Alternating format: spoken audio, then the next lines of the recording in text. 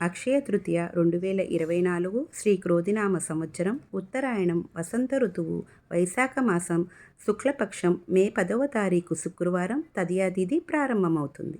పరమ పవిత్రమైన తిథి ఈ అక్షయ తృతీయ. ఈరోజు చాలా విశేషాలు ఉన్నాయి. అవి ఏమిటో చూద్దాం. శివుడు తన సంపదకు కుబేరుడు రక్షణగా నియమించిన రోజు. అలాగే మహాలక్ష్మి శ్రీహరి వివాహం చేసుకున్న శుభదినం అని కూడా శాస్త్రాలు చెబుతున్నాయి. త్రేతాయుగం మొదలై విష్ణు స్వరూపుడైన పరశురాముడు జన్మించిన రోజు కూడా ఇదే. శ్రీకృష్ణుని సోదరుడు బలరాముడు జన్మించిన రోజు కూడా ఇదే. అలాగే వనవాసంలో ఉన్న పాండవులకు సూర్యభగవానుడు అక్షయ పాత్రను అందించిన రోజు కూడా అంటారు. కురుసభలో అవమానంలో ఉన్న ద్రౌపది నీవే దిక్కు అని దేవదేవుణ్ణి చేతులు జోడించి వేడుకొనగా ఆ దేవదేవుడు అక్షయంగా చీరను ఇచ్చిన రోజు కూడా ఇదే. మహాభారత కావ్యాన్ని వేదవ్యాసుడు వ్రాయటం ప్రారంభించిన రోజు కూడా ఇదే. అలాగే శివుని జటాజూటం నుండి భూలోకానికి గంగ చేరుకున్న రోజు కూడా అని పురాణాలు చెబుతున్నాయి. సుధాముడు తన భక్తితో శ్రీకృష్ణుని గుప్పెడు అటుకులు పెట్టడం వలన ఆ దేవదేవుడు కరుణించి అతని పేదరికం తొలగించిన భాగ్యవంతుని చేసిన రోజు కూడా ఇదే. ఇన్ని విశేషాలు జరిగిన రోజు కనుక ఈరోజు చేసిన యజ్ఞయాగాలు, పూజలు, దానాలు, జపాలు అక్షయమైన ఫలితాన్ని ఇస్తాయి.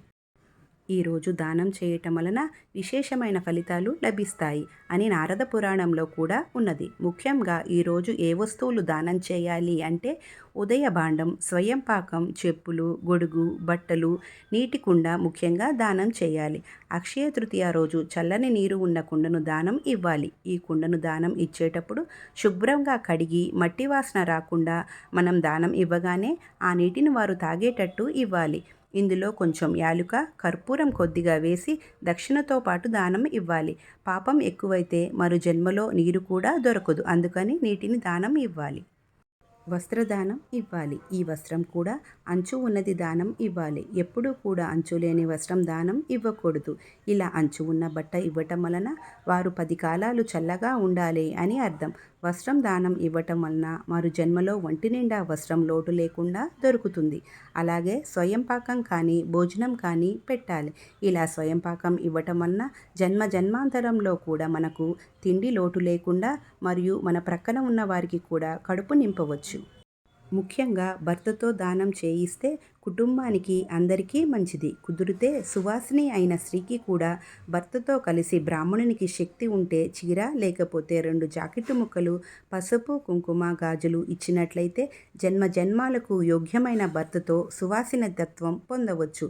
ఇలా దానం ఇవ్వటం వలన మనం ఏ జన్మలో ఉన్నా మనకు నీరు, బట్ట, అన్నము లోటు లేకుండా దొరుకుతాయి. మరు జన్మలో మనుష్య జన్మ కలిగితే ఈ దానం మనకు లోటు లేకుండా చేస్తుంది. అక్షయ తృతీయ రోజు ఇలా దానం ఇవ్వటం వలన అక్షయ కోటి పుణ్యఫలాన్ని జన్మ జన్మాలకు రెట్టింపు చేసి మన వెన్నంటే ఉండేటట్లు చేస్తుంది. అందుకని ఇంత పుణ్యతిథి ఎవరూ కూడా జారవ విడవద్దు. ముఖ్యంగా ఈరోజు లక్ష్మీదేవిని, నారాయణుణ్ణి, కుబేరుణ్ణి పూజించాలి. కనకధర స్తోత్రం వీలైనన్నిసార్లు పఠించాలి. అలాగే లలితాపారాయణం చాలా విశేషం. ముఖ్యంగా ఈరోజు బంగారం కొనాలి అని అందరూ అనుకుంటారు. కానీ బంగారానికి అక్షయ తృతీయకి సంబంధం లేదు. అక్షయ తృతీయ రోజు బంగారం కొనాలి అని ఏ శాస్త్రంలో కూడా లేదు. ఈ మధ్యకాలంలో బంగారం కొనటం చాలా ప్రాచుర్యంలోనికి వచ్చింది. ఎందుకంటే ఈరోజు ఏ కార్యం తలపెట్టినా రెట్టింపు విజయాలు కలుగుతాయి అని, ఇలా బంగారం కొనటం వలన రెట్టింపు అవుతుంది అని అందరూ శక్తి లేకపోయినా అప్పు చేసి మరీ కొంటున్నారు.